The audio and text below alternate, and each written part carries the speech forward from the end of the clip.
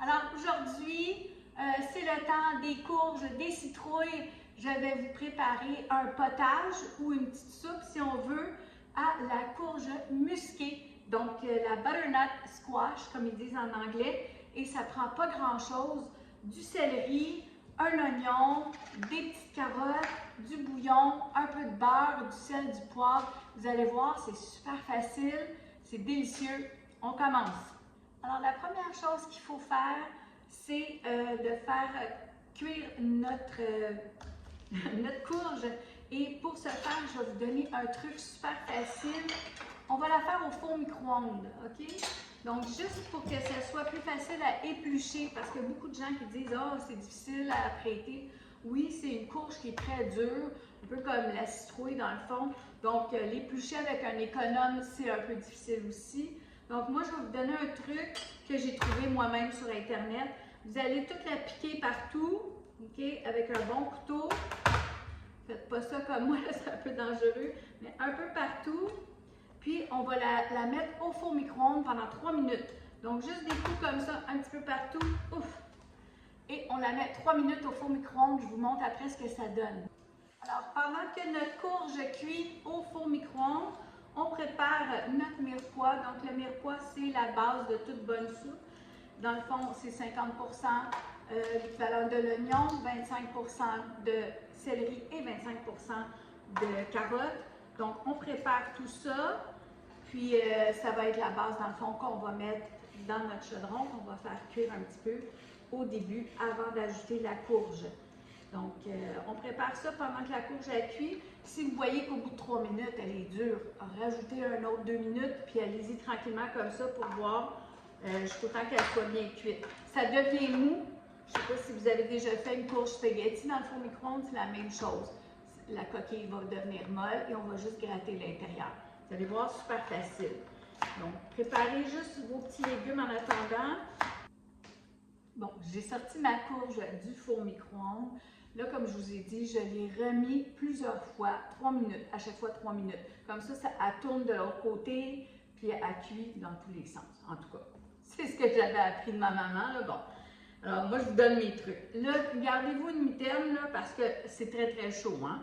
Donc, moi, pour la vérifier, j'ai simplement coupé l'embout, ça a coupé comme dans du beurre. Alors, là, je vais vous la tourner de côté pour vous montrer. Parce que dans la partie qui est plus grosse ici, il y a les pépins ou les noyaux. Regardez comment ça coupe tout seul.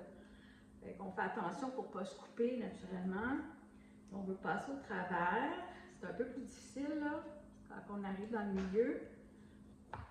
Allez-y doucement. C'est comme une citrouille. Donc on ne veut pas se couper. Oups, je vais la tourner de côté. C'est toujours le je ne sais pas si c'est le pédoncule qu'on dit ou quoi, là, mais bon, c'est la partie la plus difficile à couper. Voilà. Donc, on fait bien attention parce que c'est très, très chaud. Et là, tout ce qu'on va faire, là, j'ai oublié de me prendre un plat, mais je vais me prendre un plat et je vais enlever le milieu, je vais le gratter. Si vous êtes pressé, un coup qu'elle est coupée en 4, vous pouvez la remettre dans le four micro-ondes. Mettez un petit peu d'eau dans un bol, genre un bol à spaghetti, puis mettez-la un 2 à 4 minutes. OK? Juste mettez les morceaux. Si vous n'êtes pas pressé et que vous êtes capable d'attendre de la toucher, faites comme moi. Prenez un couteau. Si vous n'êtes pas habile avec le couteau, vous avez peur de vous couper, vous pouvez prendre un économe, mais assurez-vous d'en enlever assez épais. Parce qu'il ne faut pas enlever juste la petite pleure, il faut enlever le verre aussi. OK? Donc, on se prend du haut. Puis si vraiment c'est encore trop chaud, vous pouvez prendre une fourchette, là, mais puis on n'a pas peur d'en enlever, là. Okay? C'est pas quelque chose qui est parfait, c'est pas un art à rien, là. Je fais comme je peux. Fait que oui, j'ai des beaux petits cubes, mais j'ai aussi des morceaux moins beaux. Puis c'est pas grave parce que, c'est comme je vous dis, ça va tout cuire ça et ça paraîtra pas. Ça va faire un beau velouté, vous allez voir. OK? Donc, mais là, tu vois, ici, il y a de la peau, on va l'enlever. Fait que simple comme ça. Fait que juste vous assurer que vous enlevez bien la pelure. Comme ça. Chlouc. Voilà. Et j'en ai encore un petit peu ici. Puis là, on va faire des morceaux. Puis même si ceux-là, ils sont un peu plus durs que les autres qui sortent du four micro-ondes, c'est pas grave, ça va tout cuire dans ma cocotte. OK? On continue à les couper. Voilà. On continue. Donc, on enlève le plus de peau possible. Puis vous voyez, là, je ne suis pas une chef cuisinière, là, je fais comme je peux. Fait que faites la même chose que moi. OK? On enlève la peau comme on peut. Sans se blesser. C'est ça qui est important. Donc, même si on en perd un peu de la courge, c'est pas grave, il y en a beaucoup. Et si vous ne connaissez pas ça, la courge musquée, bien, c'est très très bon pour la santé. Plein de vitamine A, donc très bon pour la peau, les yeux. Voilà. Là, il y a une affaire que j'ai oubliée qui est importante. J'ai oublié de mentionner un légume, donc des pommes de terre, des patates. Alors, on va mettre ça de côté. Je vais mettre ici, parce qu'on va tout apporter ça sur le rond. Donc, ça vous prend environ là, 2 grosses pommes de terre. Ou si vous n'en avez pas, moi j'avais des plus petites ici. Donc, je vais rapidement les faire, je vais les éplucher, je vais les couper en petits morceaux, puis je vous amène avec moi à la cuisinière. Première chose qu'on fait, on fait fondre notre beurre, donc environ 2 à 3 cuillerées à table de beurre. Moi, je mets toujours un petit peu d'huile aussi, je fais le mélange des deux, pas du ménage, mais du mélange. Je vais mettre mon oignon au complet, en mettant un morceau à terre, toujours. Ensuite, je vais mettre carottes, céleri, comme ça. C'est vraiment pas compliqué, hein? Je vais les mélanger un petit peu pour commencer. Je vais mettre les pommes de terre.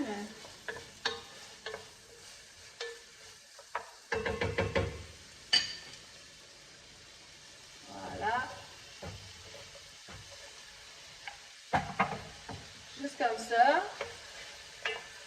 Et je vais laisser cuire ça un petit 5 minutes avant de mettre la courge, parce que les pommes de terre sont un peu plus dures que ma courge. Si toute ma courge avait été, comme là ceux-là, je pourrais les mettre dedans, ça ne dérange pas, ils sont durs. Mais si toute ma courge avait été dure comme ça, bien, je la mettrais tout de suite en même temps. OK? Donc là, je vais peut-être sélectionner les petits morceaux qui sont plus durs, là. Mais sinon, oups, c'est pas grave. Voilà. Juste comme ça. Fait que là, je vais mettre mon couvercle dessus. Je vais attendre un petit 5 minutes que mes légumes prennent un peu de couleur. Ça fait environ 5 minutes. Donc, on va enlever le couvercle. Je vais brasser un petit peu mes légumes. J'ai juste fermé la hotte pour vous, là. Parce que je veux que vous m'entendez. Alors, vous voyez qu'il y a certains légumes qui commencent à avoir des couleurs, là. C'est ça qu'on veut, OK? Donc là, je vais rajouter le restant de ma courge. Comme c'était déjà mou, alors elle est pas mal pré-cuite, comme on peut dire. Voilà. Je vais la mélanger. Et là, tout ce que je veux, c'est couvrir mes légumes avec du bouillon. Donc, du bouillon de poulet. Alors, ça se peut que ça me prend un petit peu plus qu'un contenant. Et ça, c'est les contenants de 900 ml, donc c'est un peu moins qu'un litre. Mais je vais vous montrer, je veux couvrir parce que je veux déglacer aussi toutes les bonnes saveurs dans le fond. Mais je ne veux pas trop en mettre parce qu'on ne peut pas l'enlever. On peut en mettre, mais on ne peut pas en enlever. Donc, je veux juste que ça arrive environ à la hauteur de mes légumes.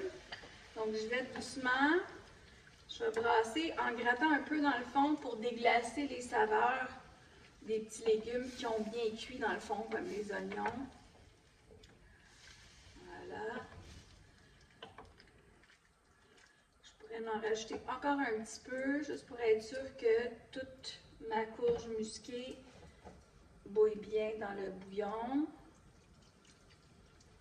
Puis en même temps, il y en a que ça va s'évaporer un petit peu, alors comme ça. C'est ça. On peut toujours ajuster, comme je vous dis, là. C'est mieux de ne pas trop en mettre. Moi, je vais laisser ça comme ça. Il m'en reste un petit peu dedans, mais je vais le laisser. Là, je vais couvrir mon potage et je vais le laisser au moins 40 minutes. Mais de temps en temps, je vais venir juste le remuer un petit peu. Mais dans 40 minutes, on se revoit pour la dernière partie. Vous allez voir, super facile. La dernière étape, et non la moindre. Alors, on enlève ça. Donc, naturellement, il fallait vérifier que tous nos légumes étaient bien cuits. Donc, on pique à la fourchette. On voit bien que la courge, les pommes de terre, les carottes, tout est bien cuit. Alors, il vous reste une chose à faire. Vous allez prendre soit un robot ou si vous avez un truc comme ça, un mélangeur comme ça à main. Et tranquillement, on va rendre ça en purée. Donc, c'est sûr qu'il faut faire attention parce que ça peut revoler. Moi, je vais juste mettre ma petite mitaine un petit peu comme ça, puis je vais y aller tout doucement. Et on veut faire, c'est ça, une purée, un velouté, appelez ça comme vous voulez, un potage, quelque chose qui est très lisse. Donc, je fais ça, je vous reviens aussitôt que j'ai terminé. Donc, on y va tout doucement pour commencer. Je vais me dépêcher avant d'avoir trop de soleil de fin de journée, juste pour vous montrer un peu ce que ça a de l'air à l'intérieur. C'est très lourd, hein? C'est une casserole en fonte. Donc, moi, j'aime ça comme ça. Il y a encore un petit peu de petits grumeaux, des petits motons, comme on dit en bon québécois, mais j'adore ça comme ça.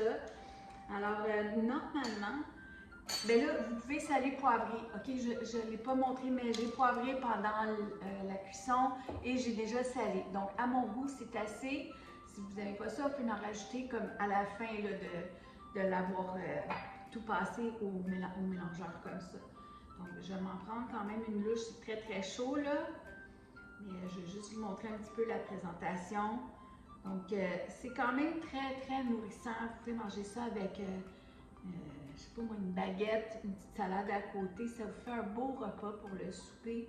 C'est très nutritif. Les enfants vont bien manger. Les bedons vont être bien remplis. Puis, c'est très santé, comme je vous ai dit, beaucoup de vitamine A dans ça, des fibres, donc vous n'allez pas avoir de misère pour tout le reste qui va avec. OK? Là, je me suis salée un petit peu, puis j'ai pas mis de tête vie. Là, normalement, j'aurais mis soit un filet de crème dedans ou de la crème sûre. J'en ai pas, tout ce que j'ai, c'est du ricotta. Alors, je vais m'en mettre quand même un petit peu dedans, juste pour donner une petite touche de blanc. On pourrait mettre du lait aussi, là, un petit filet de lait, là, mais bon, j'aime bien c'est un onctueux un petit peu, là. C'est pas grave. Ça fait pas l'effet que je voudrais, mais ça va être beau pareil. Il me restait un petit peu de ciboulette dans mon jardin. Donc, j'aime bien le petit goût que ça donne aussi quand je prends une cuillère avec un petit peu de petit goût d'oignon. Donc, voilà ce que ça donne. Alors, santé tout le monde. J'espère que vous allez l'essayer. Il ne faut pas avoir peur d'essayer des ingrédients nouveaux comme ça. Je vous dis, c'est non seulement bon pour la santé, mais c'est très, très bon au goût. Essayez-la, vous m'en donnerez des nouvelles. Santé tout le monde!